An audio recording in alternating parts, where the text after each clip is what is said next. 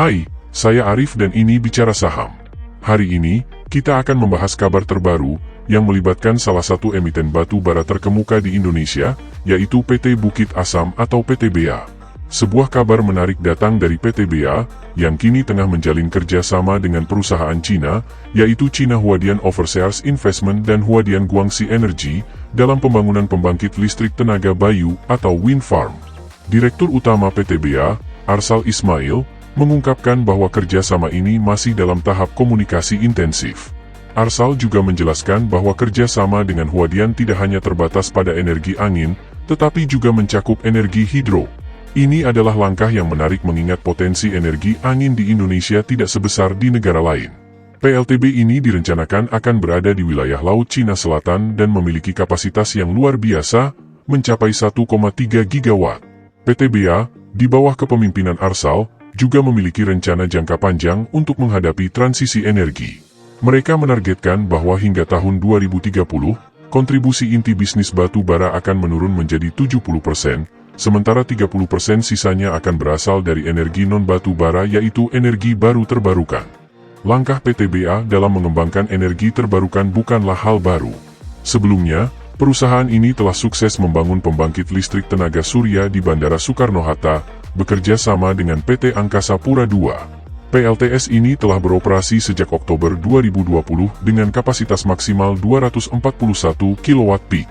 Tidak hanya itu, PTBA juga berkolaborasi dengan Jasa Marga Group untuk pengembangan PLTS di jalan tol. Salah satunya adalah PLTS berkapasitas 400 kW peak di Jalan Tol Bali Mandara yang sudah beroperasi sejak 21 September 2022. Saat ini, PTBA juga sedang fokus dalam menjelajahi peluang pengembangan energi baru terbarukan berbasis hidrogen yang tidak hanya untuk kebutuhan internal, tetapi juga untuk mendukung kemitraan dalam rantai bisnis transportasi dan produksi di masa depan. Lalu, bagaimana kondisi fundamental Bukit Asam saat ini? Yuk kita review. Tapi sebelum itu, ayo di like, share dan subscribe sebagai bentuk apresiasi dan membantu perkembangan channel ini. Terima kasih.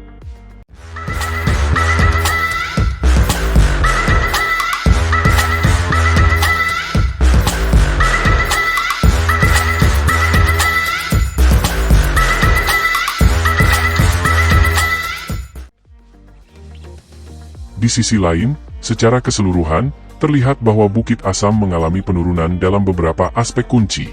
Aset perusahaan mengalami penurunan sebesar 6,5 triliun rupiah, menurun dari 45,3 triliun rupiah pada Desember 2022, menjadi 38,7 triliun rupiah pada Desember 2023. Begitu juga dengan ekuitas yang turun dari 28,9 triliun rupiah, menjadi 21,5 triliun rupiah pada periode yang sama.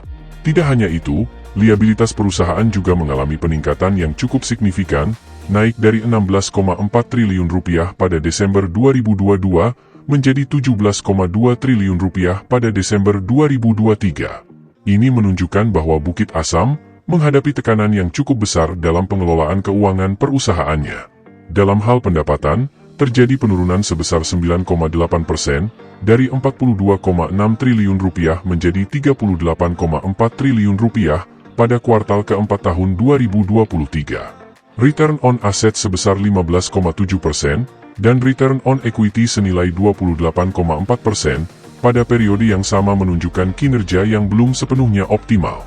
Salah satu poin krusial dalam laporan keuangan adalah penurunan laba bruto yang signifikan, turun dari 17,9 triliun rupiah menjadi 9,1 triliun rupiah.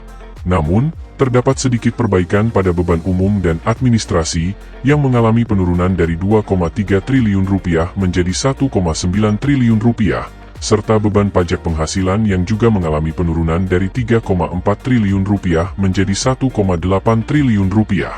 Di tengah tantangan yang dihadapi, terdapat beberapa titik terang.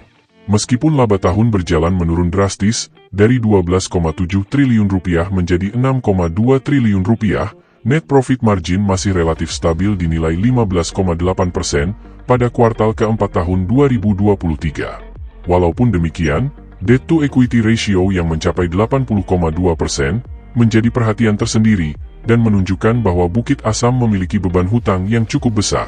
Arus kas dari aktivitas operasional sebesar Rp3,1 triliun pada kuartal keempat 2023 menunjukkan bahwa perusahaan masih mampu menghasilkan arus kas yang cukup signifikan.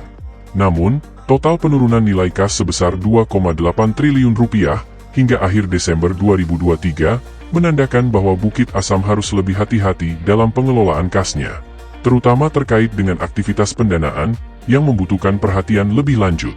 Dengan demikian, analisis mendalam terhadap kinerja keuangan Bukit Asam pada kuartal keempat tahun 2023 menjadi penting bagi para investor pasar modal untuk memahami potensi risiko dan peluang di masa yang akan datang. Akhirnya, bagaimana pendapat sobat semua mengenai emiten PTBA? Tulis di kolom komentar. Tetaplah bijaksana, dan kita bertemu kembali pada analisa Artificial Intelligence selanjutnya. Saya Arif, Artificial Intelligence Finansial. Dan ini, Bicara Saham.